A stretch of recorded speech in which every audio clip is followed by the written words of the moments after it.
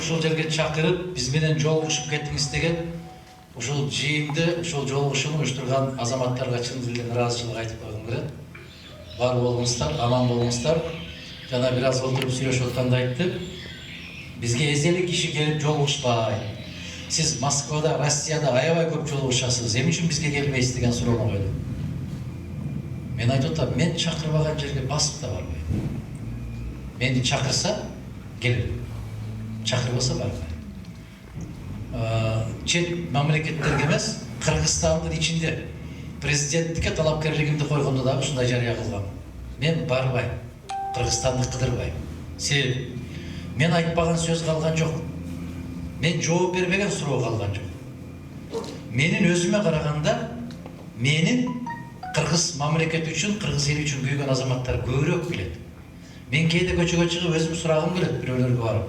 Мен бүгүн кандай уктадым деп. Мага кандай түш кирди деп. Себеби мен үчүн баары жооп бере берет.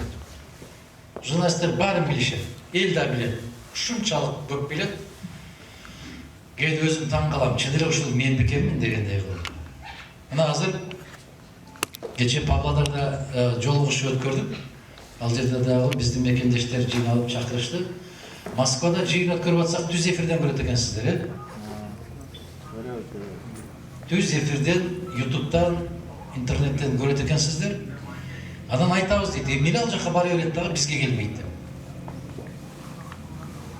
Ким чакырды бул жака мени?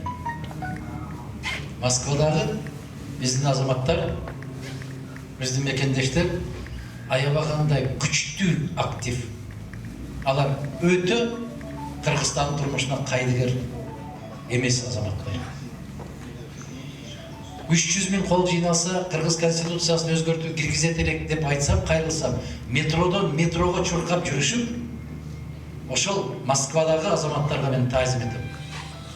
Екатеринбургдагы азаматтарга таазим этем. 200 000 киши кол жыйнады. 200 000 кишиге кол койдурушту. Астана эми бизге бир тууган, кыргыз казак бир тууган, бир куштун эки канаты дейт. Аман эле бололу айланайын да. Уктаган эле бойдон жатабыз го. Уктап эле жатабыз. Уктап, бир аз курсагыбыз ачса туруп, чайды ичип алабыз да, кайра уктайбыз, кайра жатабыз. Анан машинада мага суроо берип атат. Мен азыр да байкадым да, тажрыйбанын жоктугу, момундай жыйындардын өтпөгөндүн жоктугун ушунан байкадым. Gelip bir koyum çay içip alыңыз dedi. Çay içe turgan жер башка жакта экен. Кона турган жер башка жакта экен. Жыйын өтө турган жер башка жакта экен. Кантип үлгүрөсүң айланайын? Кантип жетишебиз биз ага? Мына натыйжада мен сиздердин алдыңыздарда көтөрүп келген костюмумду кие албай ушундай болуп жыйын өткөрөм. Биз серкек болушубуз керек. Биз сезимтал болушубуз керек. Анан айтат, аттарын айтпай эле коеюн, каттуу тийбесин. Эл, улут канчалык сабатсыз болсо, ал ошончолук таарынчак болот экен. Канчалык көптү окуган болсо, канчалык көптү түшүнгөн болсо, ал таарыныч сезимдерден бийик болот экен. Таарынып калбаңыздар, мен сиздерден сурамам, өтүнөм. Кыргызстан өсүп кетсе, биз дагы барат элек деди бир жигит. Мен ал жигитке карап туруп айттым. Ким өстүрөт? Ким көтөрөт Кыргызстанды? Кандай дейсиңер азаматтар? Жигиттер. Мен ачып айтам. Мени кечиресиздер. Себеби мен мекенди ушунчалык деңгээлде сүйөм. Мен улутту сүйөм. Мен мамлекетимди сүйөм. Мен элимди сүйөм. Ошондуктан каттуу айтам, мени кечирип койгула. Каттуу айтып, бир кандайдыр бир жолго түшкөнгө аракет жасайбыз. Сыртта жүрсөк биз, тепсе темир үзө турган азаматтар, жигиттер, жериңди элиңди бирөө көтөрүп береби? Көтөрүп анан кийин гүлдөгөндөн кийин сени чакырабы? Келеби деп. Ким кандай дейсиздер? Мен аябай таң калтырды ушул сөз. Кыргызстан өнүксө биз дагы барат элек. Ой айнанып кетейин, садаган кетейин. Бул кандай деген үмүт да, кандай деген тилек.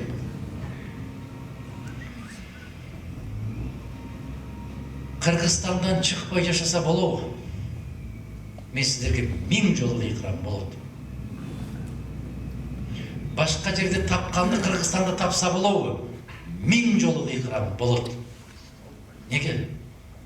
Мына өткөн 1 жылдын ичинде аймакты өнүктүрөм деген азамат жарлык тагып, аймакты өнүктүргөнчө Кыргызстандан 220 000 киши чыгып кетти. Мына өнүккөн аймагыңыз эми. Ошол эле учурда идиш бош калбайт экен. Бошогон идишке бирдеме куюлат экен. Ошол эле учурда 1 жылга жетпеген мезгилдин ичинде 225 000 Өзбекстандын жаранын Кыргызстанга туруктуу жашоого көчүп кирди. Аман болайлы, жүрө бер. Нандын жумшагын, сүттүн арзанын, эттин таттуусун издеп жүрө бер айлана. Эртең кайда барасың? Эртең мамлекетиңди таба аласыңбы? Ошол мамлекетиң сага таандык болобу? Сен бул жакта жүр садага. Кандай дейсиздер?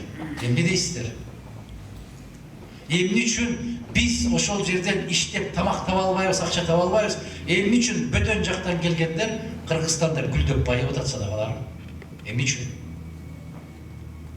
Жок дегенде Бишкекте жөө адамдар жүрчү жерлерди дагы ташты дагы Кытай басып атпайбы?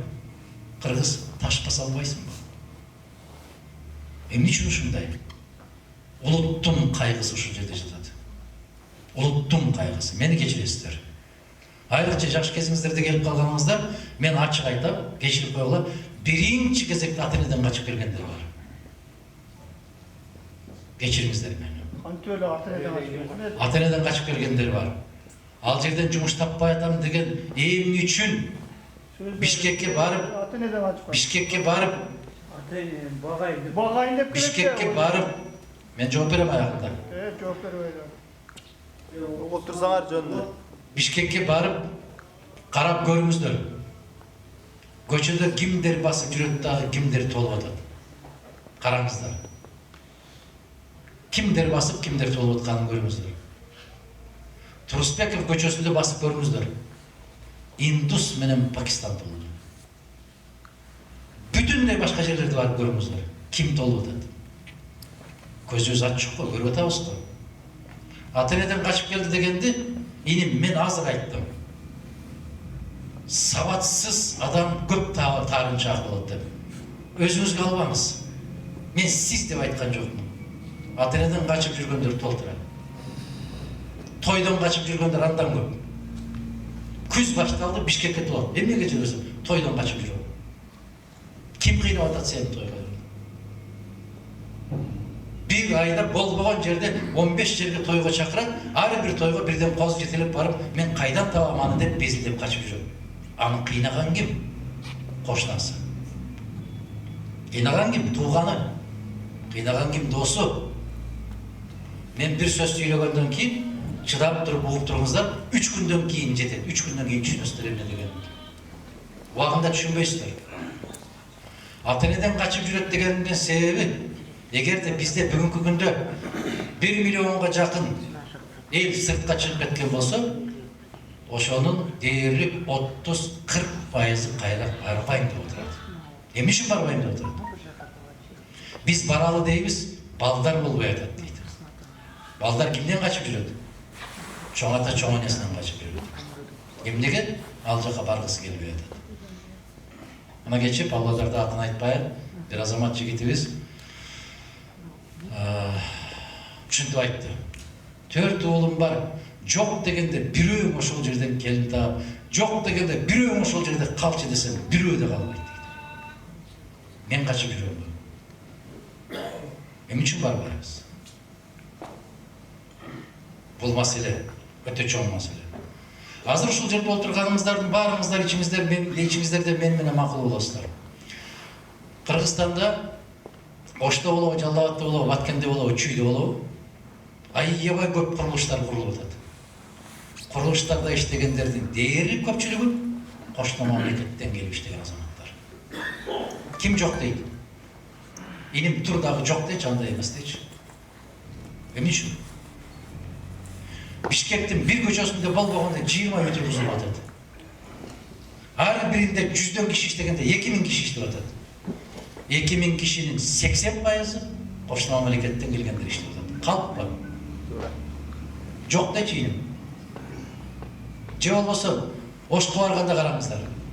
Жалаватка, Баткенге барганда чүйдүн тегерегин караңыздар. Эмне деген тамдар салынып атат, жеке менчик тамдар.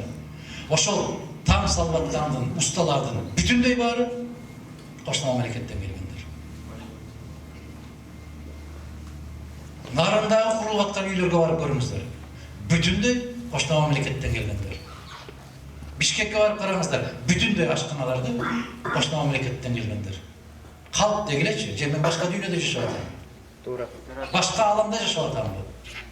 Улутту сүйсөң менчелик сүйөрсүң. Жерди элди сүйсөң менчелик сүйөрсүң. Эмне үчүн алар иштеп, алар байып атат, алар көкөлөп өсүп атат, алар көбөйүп атат. Сен эмне үчүн ошол жерден жумуш таппай качып жүрөсүң деп атат. Эмне болду? Мен айылга барам. Биздин көчөдө 3 жаңы там салып атышыптыр. Ошо сиздер айткандай, Россияда жүргөн, Казакстанда жүргөн, Америкада, Кореяда, Түркияда жүргөн кыргыздар акча салып там куруп атат.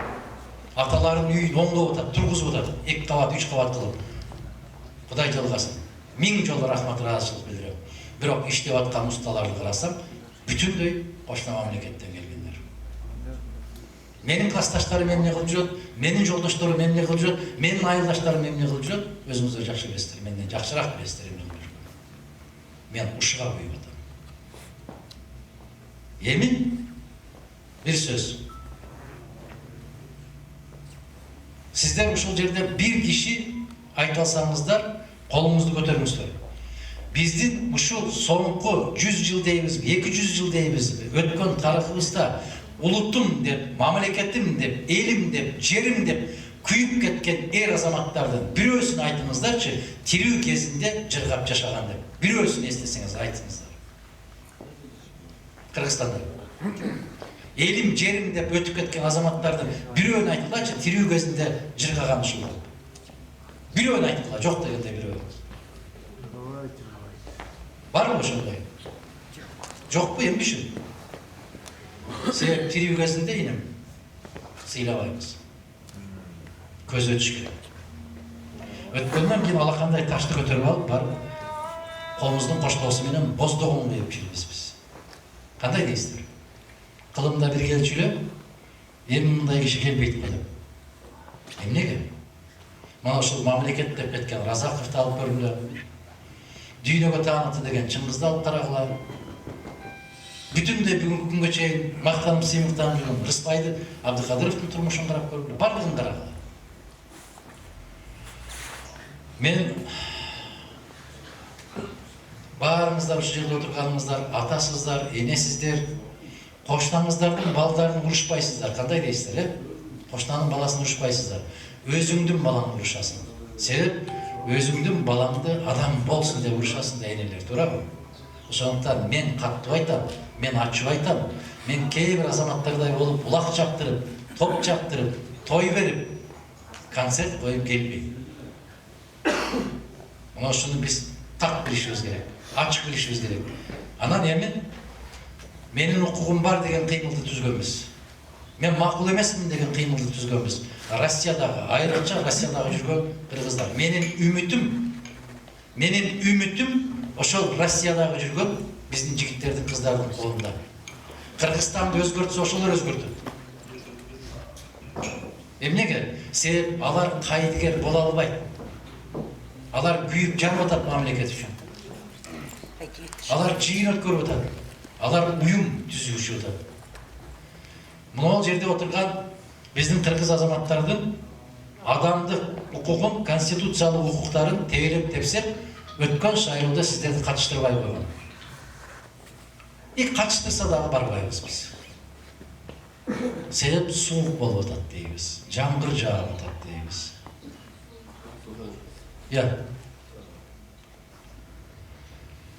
Сиз эмес, башкасы ошондой. Мен ошондоймун. Мен ошондоймун. Жамгыр жаап атса барбай коем. Жатып уктайм. Алыс экен дейм бара турган жер. Сіздер барыңыздар барасыздар, тұрып алып, таңертең жуынып таранып, мен барбаймын. Айтасыздар азыр, тартип болса жақсы болмақ деп. Мен 25 жылдан бері өмірім сіздердің көз алдыңыздарда өтіп жатады.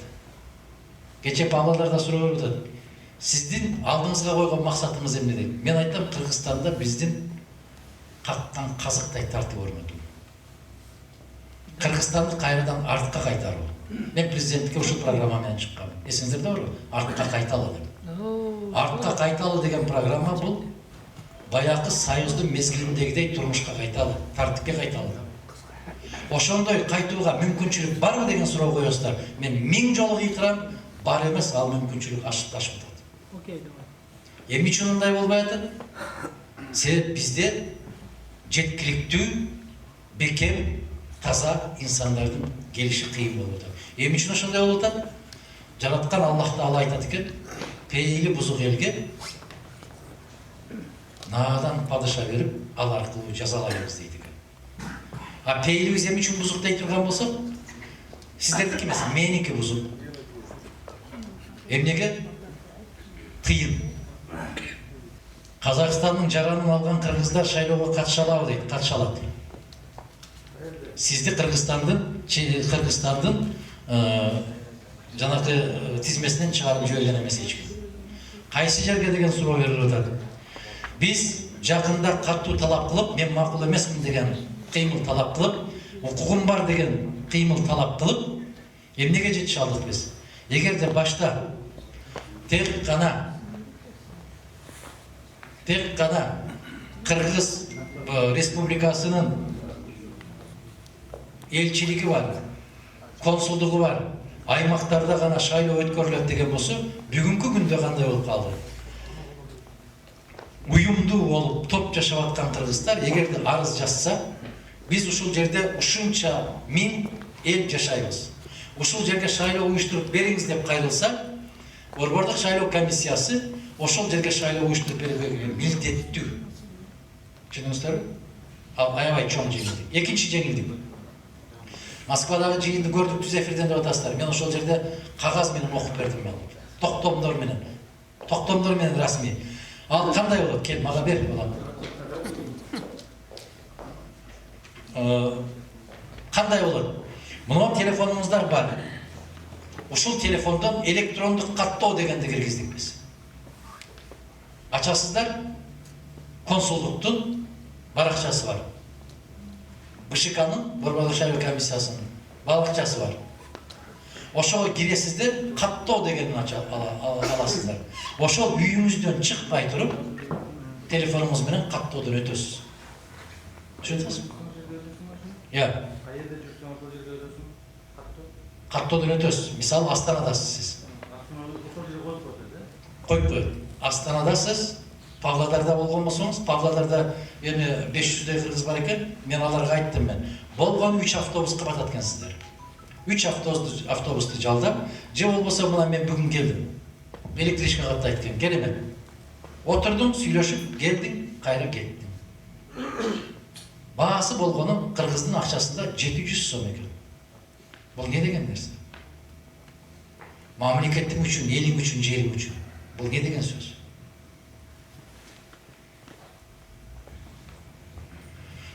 Мына ошентип каттоодон өтүп коесуздар.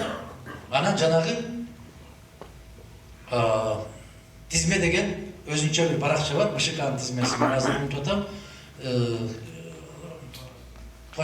Точка KG деген бир эмне бар. Карасаңыздар, интернетти ачсаңыздар эле кирет. Бардык жерде жазылып турат. Ошол жерге катталып коесуздар. Анан автоматтык электрондук каттоодон өткөндөн кийин бул дистанттык каттоо болот. Алыстыктан, алыс каралыктан катталып коесуздар. Ошол күнү шайлоого 2 жума калганда, 10 күн калганда карайсыздар, тизме чыгат. Ошондо өзүңүздөрдү табасыздар тизмеден. Сиздер катталдыңыздар, тизмеден табасыздар. Келесиздер Астана шаарында Кыргыз элчилигинин имаратында, же болбосо белгиленген бир имаратта шайлоо өтөт. Ошого барып катышып, добуш бере аласыздар. Бул укукту мен Москвада айттым. Бул укукту колуңуздарга алып берем. Иншалла Кудай буйрса алып беребиз, биз аракет кылабыз. Ошол укуктан колдонгонду каалайсызбы? Деген суроону койдум мен өткөн жылы. Мына кечеги жыйында айттым. Биз сиздерге бүтүн Кыргызстан убада бердик эле. Ушул укук колуңуздарга тийди. Эми калганы сиздин өзүңүздүн колуңузда сураган. Эми кандай дейсиздер? Мүмкүн айтарсыздар. Үйдөн келип алып кетпей бекен? Қазақстан азаматы біз аңжақтан ұшақтан түсіп кеткен жоқ Қырғызстанда. Қатты регистрация болды. Учеттон чыгып кетип, бул жерде сиз электрондук учетко турасыз, консулдук учетко. Азыр да турасыз, азыр карайсыз, тизмеңиз бар ошол жерде. Мына БШКнын төрайымы барып Москвада ушундай болуп элчиликте жыйын өткөрдү. Кайсы мамлекеттин жарандыгын алсаңыз дагы Кыргыз Республикасында шайлоого сиздин укугуңуз бар деген жарыя кылды го. Сиз эртеби кечпи баары бир кайрылып бара турган азаматсыз го. Сиздин башка мамлекетиңиз жокпу? Мына жерде мен Нурсултан Абишевичтин сөзүн караңыздар, мен жүрөгүм аябай, мен айткандай айтылып турат. Эме дейт? Элиңдин уулу болсоң дейт, кыргызча которуп айтып берейин. Элиңдин уулу болсоң, элиңе жаным ачса, азаматтык намысың болсо, азаматтык деген атуулук деген намысың болсо, казактын улуттук жалгыз мамлекетин өстүрүп, көркөмдөп, көркөм жолуна жан териңди сыгып жүрүп эмгек эт дейт. Жердин да, элдин да ээси өзүң экениңди унутпа дейт. Мына мен жанатан берки айткан сөздүн уюткусун Нурсултан Абишевич мондай жазып илип. Бизде Кыргызда ушундай эмес го. Эгерде кыргыз келип кыргызга бир нерсе айтса, колду көкүрөккө алып сынап. Анан ошону башка бирөө келип айткан болсо, атаңдын көрө акылды берген экен Кудай деп. Бул оору бар го бизде. Кандай дейсиңер? Машинени оңдотсоңор дагы мыкты кыргыз чеберине барып оңдотпойсуңарбы? Ай азамат мына. Аштой берсең дагы барып коштанга сен буйртма бербейсиң го. Башка айылдан болсо дагы барып алып келесиз го бирөөнү. Качан болот бул оору? Калбаса өтүп кетебиз ушул. Мына караңыз. Мен эле айткан сөз ушул. Улуттун уулу болом десең дейт. Қазақшаға отырып. Ошон үчүн мен дайым айтам, кыргыз жигити, кыргыз баласы, кыргыз кызы Африкада жүрсө дагы көкүрөгүндөгү кыргыз паспортун болуп турууга милдеттүү болуп, Кудай кааласа, мен ушуга жеткирем деп айтам. Себеп биздин барар башка жерибиз жок. Кетер жерибиз жок. Биздин ата-бабаларыбыздын сөөгү калган жерде биз ошол жерге кайрып барабыз биз. Биз башка кээ бир эстүү элдердей болуп, сүт арзан болсо, нан жумшак болсо кете бербейбиз. Бекерден калган эмес. Ар бир азаматтын киндик каны тамган жери Мисири дейт. Убактылуу жүрүп турушуңуз мүмкүн. Мына ата-энени дагы жоготкончо какшатып, безилдетебиз дагы, жоголгондон кийин ыйлай беребиз. Кой ыйлаба, болду, бүттү. Кетти ал. Ошол сыяктуу элиңди, жериңди дагы жоготкондон кийин ыйлап сактагандан Кудай сактасын дейбиз биз. Мына түркүнчүк болгондон Кудай сактасын. Канча миллиондогон калкы бар, кээ бир улуттар бар, мамлекети жок. Биздин бактыбыз ушунда турат. Өз желегиң бар. Өз мамлекетиң, өз элиң, өз тилиң бар, Кудайга шүгүр. Бүтүндөй бириккен улуттар уюму тааныган. Сиздер анча байкабайсыздар аны, себеп кыргыз, казак экөө бир тууган. Бир, дили бир, тили бир, дини бир, бүтүндөй философиясы бир. Сиздер аны сезбейсиздер, байкабайсыздар. Өз элиңиздерде жүргөндө жүрө бересиздер. А бүтүн мамлекеттеги жүрүш деген өтө кыйын, оор маселе. Атым Гүлшаев дейт, саламатсызбы? Суроом, кыргыз элинин ишеничин кантип канткенде кайтарасыздар дейт. Биринчи ишеним артыңыздар. Ишеним жүктөңүздөр. Кантип кайтарабыз? Мен ошол ишенимди кайтарам деген үчүн көбөрүп жүрөм. Менин да колумдан келет. Бир азаматты көкөлөтө мактап туруп, эртеси күнү жумуш таап алам. Керемет жумуш таап алам. Мен 11 жыл болду. 11 жылдан бери жумушсуз жүрөм. 11 жыл болду. Менин колумдан келбейби. Актап жактап көкөлөтө бериш. Ушундай келет. Бирок ага жүрөк жол бербейт. Мен алдыма ушундай кагаз таштагандай таштап коюшат. Тандаңыз тек кана тынч. Мен тынч боло албайм. Мен антип жашай албайм. Мен бирөөнү актап, мактап, жактап, ысык нан жей албайм. Мен ишеничим, элдин ишеничин мен кайтаргым келет, аткаргым келет. Бир азамат айтпадыбы, эсиңизде барбы? Мына элдин баары макул болуп, көгөрүп сиз жалгыз калдыңыз деп. Мына турмушта илдеди. 5 жыл өттү андан бери. 5 жылдын ичинде турмушта илдеди. Мен жалгыз калсам дагы позициямдан кылдай кыйшайган жок. Азыр айтат мага, жана жерде таанышканда бир жигит, сиз дагы момунда болуп барып албайсызбы бара турган жерге дейт. Мен барбайм анда. Мен бара албайм.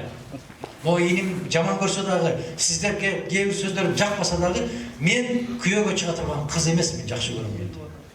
Мен өзүм үчүн айтып аткан жокмун. Таарынсаңар мага таарыныңыздар. Эл жерге таарынбайсыздар. Азыр таптуу айтып, желкеңиздерден таптап, эртең аңга түртүп жиберүүнү каалабайм. Бүгүн ачып айтайын, бүгүн каттуу айтайын, эртең жарык жолго түшөрү кылыңыздар. Мындай болсоңуз, жалгыз каласыз го дегендей болот. Мен жалгыз калбайм. Ар бир инсандын жараткандан башка досу болбойт. Аллах жалгыз дос. Мен ушул оюмдан кайтпайм, жалгыз калып, дагы 40 жыл шайланбай калсам дагы кайтпайм бул оюндан. Мага баары бир. Ээн талай эрмечөлдө жалгыз калган кезимде дагы бул оюмдан кайтпайм. Бирөөгө жагынайын деп жакшы сүйлөбөйм, жалган айтпайм. Ушундай азамат.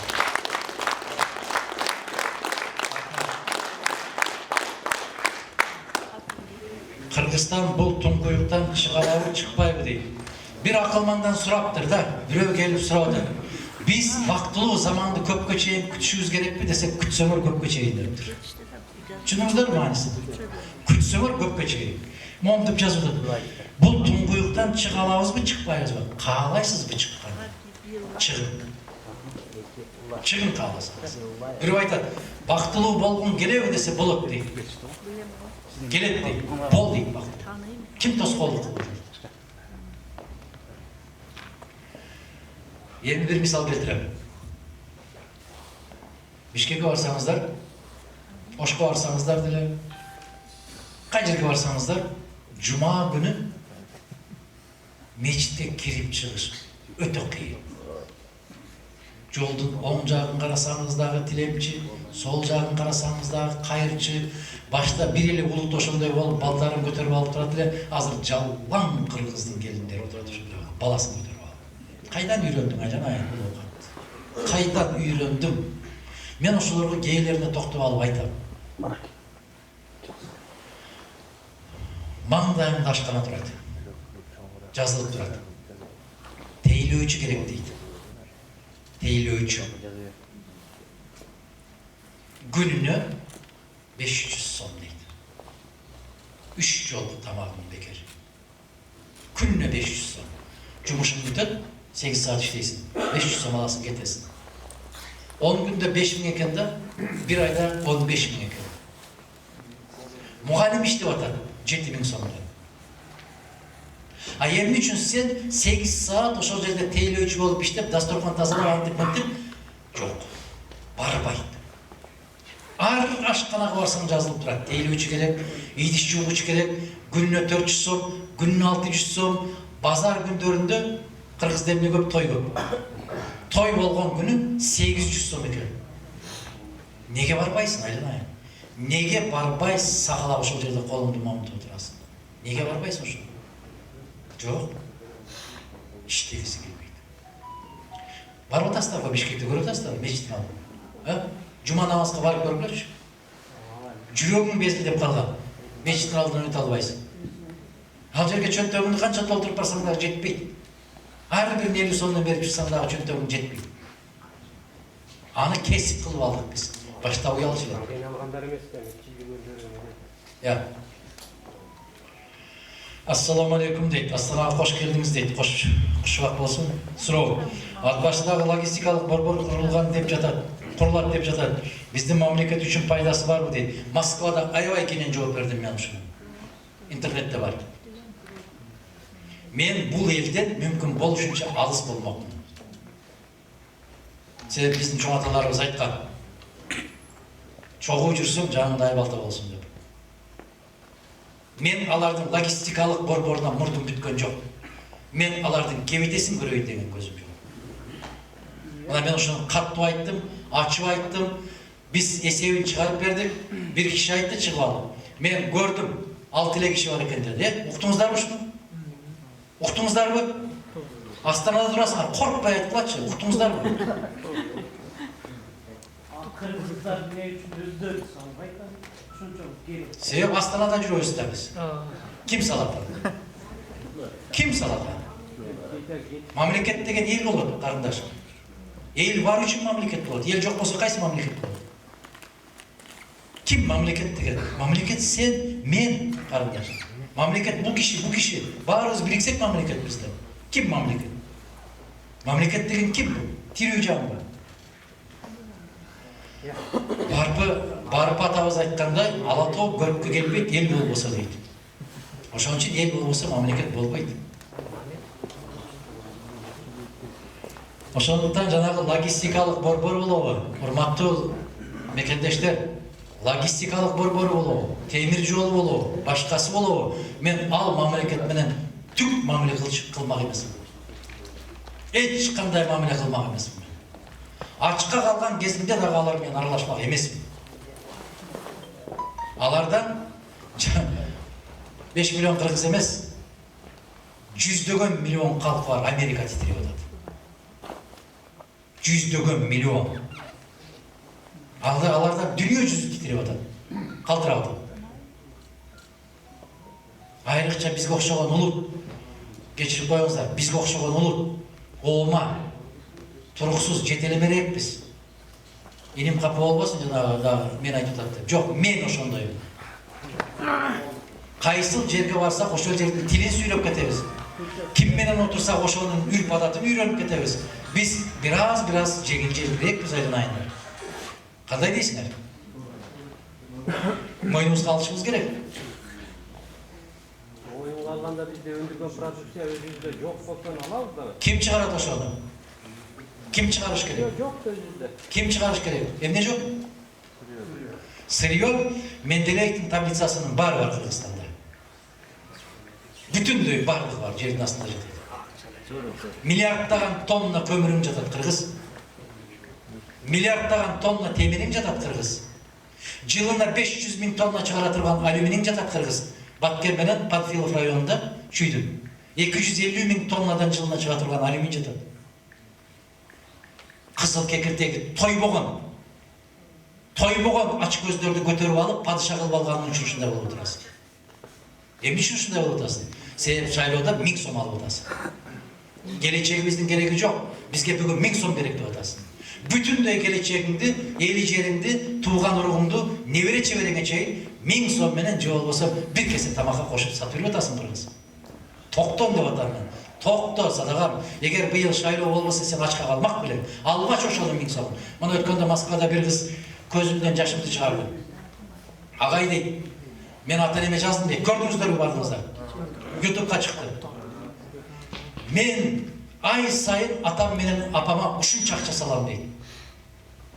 Мен өткөндө айттым дейт. Менин балдарыма ошолордун акчасын алып оозуна арамдан салбаңыз деп ыйлап жазсам, баары ошолордон 1000 сом алып, ошолорго добуш берип салыптыр. Мен ант иштим дейт. Уада берем, экинчи аларга акча салбайм деп ыйлады. Атам менен апама салбайм деди. Мен ай сайын 15.000 салып алар 5 жылға 1000 сом беріп қойса, мені сатып жіберішті алар деп ыйлады ғой. Көрдіңіздер қойсыңыздар. Gördük. Мен айттым, қарындашым андай дебе. Атаң менен енеңе салы бер. Адашқан, жоқ дейді. Мен ушундай болып сөз бердім. Мен салбаймын. 5 жыл бойы ошол бақсын дедім. Біраз бізге аң сезім. Айтып отырсыздар, қантип деп, ушинтип оңолобуз. Ансыз оңолбойбуз. Бизде бирөө келип оңдобойт. Бир жигитти жазыпсыңар да, жыйын өткөрүп партиялык системаны сизди киргизген деп айтып жатат Бекназаров дейт. Бекназаровдун түшүнө эмне кирсе айта берген азамат ал. Мен өмүр бою тескерисинче партиялык тизмеге каршымын деп кыйкырып келатам. Кандай дейсиңер? Айналайындар, силер менен чогуу жашап келатам го мен. Мен ал жигитке окшоп көрпөнүн астына кирип алып саясат жүргүзбөйм да. Ачык кыйкырып айтам. Партиялык тизме жарабайт. Biz parlamentik sistemaga dayar emeспиz. Биздин каныбызга, жаныбызга ал система сиңген эмес деп, жападан жалгыз сиз калдыңыз көгөрүп деп кыйкырды го. А мунун түшүнө эмне кирсе ошону айта берет. Тил не важно же. Сүйлөй берет да. Ошо кишинин атын да атабайын дедим. Интернет тармагында тарап жаткан кошуна мамлекеттин генералынын Баткен тууралуу айткан сөзүн кандай кабыл алдыңыз? Сиз кандай кабыл алдыңыз? Мен сизден да жаман кабыл алдым. Караңыздар. Мамлекет деген бул бир үй бүлө. Мына сиздер өзүңүздөрдүн корообуңуздарды таштап бул жака келдиңиздер. Корообуңуздарга чыкпаган чөптүн баары чыкты. Алмаңар гүлдөп, мөмө түйүп, жерге түштү. Аны эмне кылат ошол жерге түшкөн алманы? Кошунаңыздын тоогу менен малы кирип жейт. Кандай дейсиңер? Эмне үчүн? Себеп ал үйдүн ээси жок. Кыргызстан азыр ошондой. Кожоюну да жок, ээси да жок. Тартиби да жок, башкасы да жок. Ошон үчүн ар ким колунан келгенин жасайт. Кандай дейсиздер?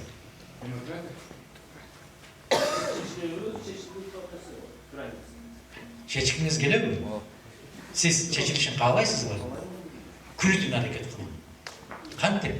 Ошону чечеп, кармаган жерден суу чыгарам деген азаматтарды алып барыңыздар ушул жерде. Азыр карап көргүлө. 3 жетекчи болот, үчөөнү караңыздар, бири-бирине укмуш окшош. Үзүлөйүн деп, катуураак айтсаң ыйлап жиберчүдөй болуп турган азаматтар. Бүтүн өзүнө окшогондорду тандап алат дагы. 27 жыл, 30 жылда 3 ооз сөз айтпаган азаматтардын баарын жыйналып тоого багылды. Эмне ушундай кылат? Себеп жанында өзүнөн көбүрөөк билген киши болбош керек. Жаркылдап өзү жаныш керек. Жанайын дейт, ар жагында жок да. Түтөйт да толтуруп алып, түтөт баксын. Баарын билип турасыңар, тек гана мени сүйлөтүп алгыңар келет. Себеп мен деле айтайын дедим го, бирок эмне? Билесиз да деп койду. Билем. Коркот да. Анан кантип президент болсун корсун. Я. Корсун кантип президент болсун. Ким болдойсуз да? Ким коркот? Жыл сайын эле колдоп өтүп атпайбы? Көптүр өттүңүз да? Мына Алмаз Атамбаев деген президентти билесиңерби? Бир жигит айтканда, бир жигит айткан. Атамбаевка каршы чыккандарды Кудай урсын деп кыйкырган. Ошто туруп алып, эсиңерде бар. Азыр деле бар ушул жигит. 6 жыл бою Атамбаевди мен тааныбай келдим. Жалгыз. Аябай катуу сындап келди. Мени тепкиге алып келди. Бүтүн ак көз, кара көз, ак сакал, көк сакал, кыргыз баатырлар. Ал кетти. Менин принцибим ошондой. Колунда кылычы бар кезде, бийликте отурган кезинде тике карада айт кемчилигин. Кеттиби? Тийбе. Теппе жыгылганды. Мен 2005-жылы айттым эле. Акаев кетип калгандан кийин бүтүндөй баары Акаевка каршы чыгып жүргөн экен, мен билбеп турмун да. Тепкилеп баштаганда айттым эле. Жарадар болгон арстандын үстүнө чөбөрлөр чыгып ойногону жарашпайт экен деп айттым эле. Бакиев кетти, аркасынан нелерди карашпаган. Кетип бартып мүдүрүлүп кетсе дагы Бакиевчилер деп кыйкырышып атты. Атамбаев айтты. Атамбаев шайланганда, эсиңиздерде болсо мен айттым. Муну кыргыз эли шайлаган жок, Корейдин кара жашыгы шайлады деп айттым. Эсиңерде барбы? Болсо айтып эле койгулачы, менин көзүм тирүүсүндө айтып койгулачы. Мен да кубанып калайын. Бар экен, угуп тур ушуну деп. Мен 6 жыл бою тааныбай өттүм. Отунбаеваны эмне дедим эле мен? Самозванкасы деген. Мен ошол шайланган күнүн эртеси кабинетине кирип айткам. 6 жылдан кийин Атамбаев Ала Тоо аянтында айтты, туурабы? Ким туура экен? 6 жыл баштагы айткан Мадумаровбу ким? Мен ошол 95-жылы момундай бир бөтөркө сууну көтөрүп алып, 30 жаштагы күйүп турган Мадумаров айтты. Күндөр келет, биз дүйнөдөгү эң бай мамлекет болобуз. Биздин 1 литр суубуз танкыс болуп аткан 2 литр бензинден кымбат болот десек, ошол жердеги отурган депутаттардын баары билген. Аябай жомокту сонун айттыңыз деп. Ошондон бери канча жыл өттү? 20 жыл, 22 жыл өттү. Адахан Кемсанбаев дейт, партиясы жок депутаттар депутаттыкка барбайсызбы? Айланайын. Партиясы жок ким шайлоого барат? Ушинтип конституция алышпадыбы? Мен 2010 жылы бул конституция туңгуюк калып барат деп айттымбы? Айттым. 6 жылдан кийин Атамбаев айтты. Ар бир кадамга бомба көмүлүп кайылган экен. Аны дагы көз ачык Мадумаров айтты. Туңгуюк калып барат дедим. Кече 16-жылы кабыл алган конституциясын айттым. Бул мамлекетти жок кылабыз конституция деп. Жок болуп атат го мамлекет. Көрүп атасыздарбы? Мына кече президенттик академиянын башчысы бар, Алмаз Ахматалиев деген. Ошол Темир Сарыев үчөөбүз түз эфирге чыгып калдык, ыңгайсыз суроолорду. Мен 10 жыл башта кыйкырбадым беле бул конституция Кыргызстанды кайда алып барат десем, Ахматалиев эмне деди? Көрдүңүздөрбү? Не деди Ахматалиев? Не деди Айланайындар? Элдин баалары Мадумаровтай акылдуу эмес, алдын ала көрө билген дейт. Азамат. Ошондуктан алар жазган конституцияны биз артка кайталы деген чыгып атканыбыз менен артка кайтып, биздин партиянын максаты Мадумаровдун тилеги эмне? 120 депутатты жоюп, 75 депутатты калтырууубуз керек. Бул бир. Депутаттар партиялык тизме менен эмес, элдин элегинен биз кезинде шайлангандай элдин өкүлү болуп келиш керек, партиянын өкүлү эмес. Бул 2. Үчүнчүсү, Кыргызда 25 министрдин кереги жок. 11 гана министрлик калтырып калган, баарын жоюш керек. Бул 3. Кыргызга 57 жогорку окуу жайдын кереги жок. 7 мамлекетти кылып калтырып, калганын билгендей кыл деш керек. Үчүнчүдөн, төртүнчүдөн, бүтүндөй окуу жайлардын баары мамлекеттин эсебинен бекер кылуу керек. Союздун мезгилиндегидей.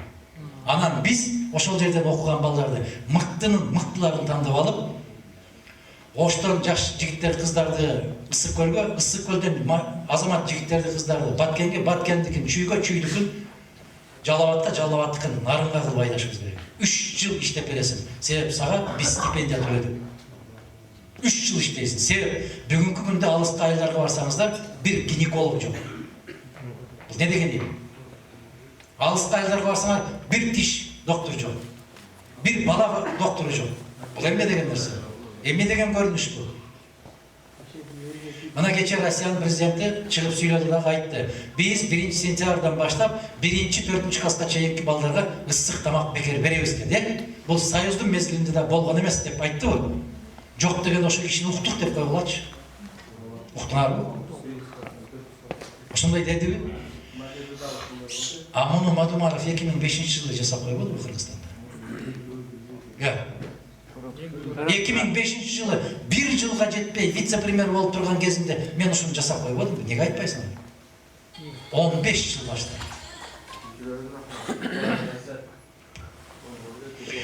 Кыргызстандын эл багып жатат, бийлик артка тартып атат, кошуласызбы? Сиз мага кошулмосчу суроону берген киши. Мен ушуну айтып келатпаймынбы? Жанагы жерде айтып атканымдагы Кыргызстанда бүткүл эл тарабынан шайланган президент бир убакта өкмөттүн башчысы болуш керек. Өкмөт деген жоюлуш керек. Эл ишеним арттыбы, президент кылып шайладыбы, өкмөттү өзүң жетекте. Керт башың менен жооп бер. Менин системам ушундай. Менин системам да ушундай. Ошондо Кыргызстанда атка минер чиновниктердин саны 50%га кыскарат дагы, бюджет 50%га өсөт. Мен муну вада бере алам. Эмнеге? Мен далталчы эмесмин. Алар 11 миң кылса мен 12 миңден берем деп кызат.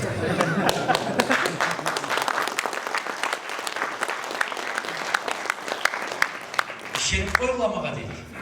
Ой, ишенген үчүн Рахман агайыңар ошону сатирага ойноп жүрөт. Казакстан бийликке баш ийген үчүн өнүктү кандай ойлойсуз? Азаматсыз, азамат. Мен дагы ушундай ойлойм. Кыргызстан күчтүү президенттик башкарууга өтүшү керек. Президент айыл өкмөтүнөн баштап министрлердин чейин керт башы менен жооп бериш керек. Жеке башы менен жооп бериш керек. Өткөндө жыйында айтып атпайбы? Баланчы деген министриңиз ушундай экен, момча алмайынча иши маселебизди чечпей атат десе, мен айтып койдум, экинчи антпейт дейт. Уктуңарбы ушуну? Мен асмандан алып айтып аткан жокмун го, бөтөн мамлекеттен келген жокмун го. Мен дагы көргөнүмдү айтып атам. Ошондуктан, урматтуу мекендештер, ар бирибиздин келечеги өзүбүздүн колубузда. Мына Нураке айткандай, жердин да, элдин да ээси өзүң экениңди унутпа дейт. Өзүң кандайды каалайсың, ошондой болот. Бирөө келип түзүп бербейт аны. Мага жакшы болду, Нурсултан Абишке 1000 жолу рахмат. Мен айтсам, кант дешиңер мүмкүн эле, мен окуп берип атам да. Ушундай өлкөнү 30 өлкө өлкөгө киргизип койгон даанышман жетекчинин сөзүн айтып берип атам силерге. Биз да эл ойлонуп атпайбы? Урматтуу Адахан Молдумаров, Жалал Абаддагы, Аксы районундагы Унгар тоосу Өзбекстандын карамагына өткөнү канчалык деңгээлде чын өзүм аксыдан болом, бирок чын төгүнүн биле албайбыз дейт. Сиз биле албайсыз, мен да биле албайм, депутаттар да биле албайт. Себеп бул жашыруу болгон экен, мен да ушул маселени сиз сыяктуу коюп келатам. Сиз сыяктуу айтып келатам. Кыргызстанда пенсияга чейин 27 жылдык мугалимдик эмгек акым калган. Пенсияга Казакстандан чыктым. Кыргызстандагы эмгек акыбызды кандай жол менен кайтарып алсак болот? Эжекемдин суроосу дейт. Кайтарып ала албайсыз. Кайтарып ала албайсыз. Биз менен Казакстандын ортосундагы, эки өлкөнүн ортосундагы пенсияга чыгуу жөнүндөгү бир келишимге, маселеге кол коюлушу керек. Мына кезинде мен Россия менен премьер-министринин Михаил Ефимович Фродковду отургузуп алып туруп кол коюңуз деп келишимди Душанбеде кол койдурган. Эмнеге? Кыргыздын дипломун Россияда тааныйм деп кол коюп берген. Ошол сыяктуу Кыргызстандан пенсияга чыккан киши Казакстанда ошондой күчкө ээ болот деген келишимге кол коюшубуз керек. Сиздей чынчыл адамдар бийлик башына келе албай келсе аябай жакшы болмок. Рахмат сизге дейт. Менин келишим келбешиме эки нерсе бар. Жараткан Аллах, калдайган калк. Калк. Калк көтөрөм десе, калктын колунан бардык нерсе келет. Колунан келбеген эч нерсе жок. Калк кааласа, пейилибиз тазарса, менден суроо, Бишкекте күндө мен 12 чакырым, 15 чакырым жөө жүрөм көчүмө. Кимдер гана келип учурашпайт. Ошондо суроо беришет баары. Быйыл барасызбы дейт. Мен айтам, эл даяр болсо. Эл кантип даяр болуш керек дейт. 1000 сомду көргөндө эси болуп калбаса. 100 граммды уруп алып эртеси күнү баш жазбаса, ошондо даяр болот. Ушундай десең түшүнөт экен да жетет. Менден көз каранды эмес ал. Менго Аллах канча өмүр берет, соңку демим калганча жалгыз калсам да бул жолдон кайтпайм. Мен кете берем. Депутат болуш мага сөзсүз милдет эмес. Бүгүн мен депутат эмесмин, бирок депутаттардан көп кыргыз кайрылат мага. Күн сайын жүздөгөн суроо келет. Ошо Бишкектеги офиске. Менин жумушсуз экенимди да билбейт экен. 11 жылдан бeri сиздерде айлык бар, менде ал да жок. Анан кантип жашап атасыз деген суроону коем. Эрте менен чымчык учуп кетет дагы, кайсы жерден курсагын тойгуза алам билем? Жок. Себеп кылдыраган жан жаныбардын бүтүндөй баарына рызык берүүчү жараткандын өзү. Қарағанымызда, мына партиялық шайболықта жақында, мысалы, партияның өзі де белгілі. Артында кім тұрады, оны білмейді. Ана сіз айтып партияға бұдай сатқанды сен апардың, кемір сатқанды сен апардың деп. Списокта кім бар артында, ал елге қарам болып отпайды. Биринчиден Законды жазып қойшы өздерін бұлайды. Жоқ, елге атын ким менин? Нургазы. Антип айтардан башта мен кызыктымбы деп суроо бердим. Кайсы партиянын тизмесинде ким бар экенине мен кызыктымбы деп суроо берсем, караңгы эмес, жап-жарык. Мол жарыктан жарык. Кантип? Ошондо киресиз. Ал сиз үчүн жарык жок, эл үчүн Уксаң садага. Мен элден сурап атамбы көп нерсени билбегенимди. Эл билет. Кайсы министрди иштен алып, кайсы министрди кызматка коерун мен элден угам. Ондон жарыктап атканым. Киресиз, интернетке кирип, кнопканы басасыз. Ошондо чыгат. Шайлоонун алдынан 10 күн калганда бүтүндөй шайлоочунун тизмеси чыгат. Каалаган округуңузду текшерип алсаңыз болот. Бул бир. Шайлоо башталганда съездери бүтүп, БШК бекиткенден кийин басыңыз бүтүн Кыргызстан деген ким бар деп. 120 эмес, 200 кишинин тизмеси чыгат. Караңыз дагы билип алыңыз кимдер бар экенин. Бул ким деп. Бүтүндөй бүт баардыгынын тизмесин жарыялаш милдеттүү. Мисалы бүтүн Кыргызстанда 2015 жылы ким барды деп суроо салыңыз, бажырайган бойдон чыгат баары. А 2000 жылы ким барды деп бассаңыз, ал да чыгат бажырайган. 200 адамның 10 депутат болса, ошоның кимиси бар? Кандай акчалары бар болбойбу? Жаңа өзүңүздөр кошо жүрүңүз Мен өзүм үчүн жооп берейин. Биржа болгондор өздөрү үчүн жооп берсин. Менде тизме съезде бекитилет, ошол бекитилген тизме кылдай кыйшайбай кетет. Ал тизмени кантип бекитем мен? Мисалы, кайсы райондонсуз? Алай районуна жолугушууга барам. Алай районунан талапкер болуп коюп аткан азаматты көрсөтөм. Мына жигит же мына кыз, мына эжебиз же мына карындашыбыз биз менен баратат. Биздин тизмеден баратат. Бергиле сурооңарды деп мен өзүм отурам. Алай каалаган суроосун берсин. Түшүнөсүзбү? Мен ар бир кандидатка бөлүп берем. Мисалы, Рахман Разыков агайыңар макулдугун берип калган болсо, мен кара суу карап дагы көрсөтөм. Түшүнөсүзбү? Менин партиям бул аквариумдагы балык сыяктуу. Бүт ачык, кайсы жагынан карасаңар ачык көрүнөт. Менин партиямда базарком болбойт. Менин партиямда бизнесмен болбойт. Менин партиямда акыл байлыгы менен келет. Эми бул киши дагы аксакал.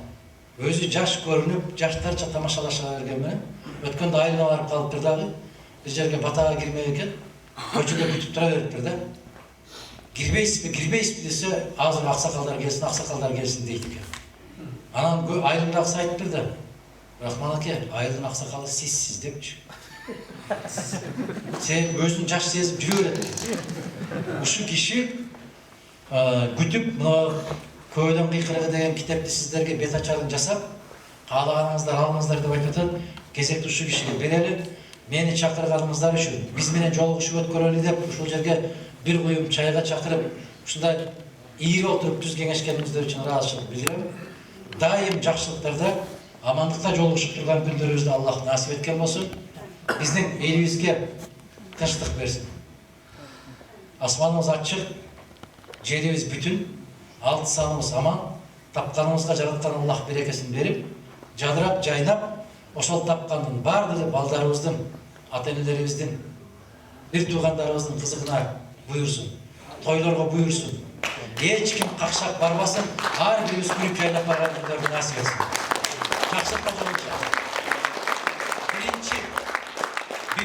жолдун иши болуп атат. Кийинкисинде мына жигиттер айтып атат, биз аябай тажрыйбалуу болуп калабыз деп. Кийинки жолу ушуну башкачараак өткөрөбүз деп. Аллах ушул күндөргө чейин баарыбызды аман койсун. Жакшы калыңыздар. Аман болуңуздар.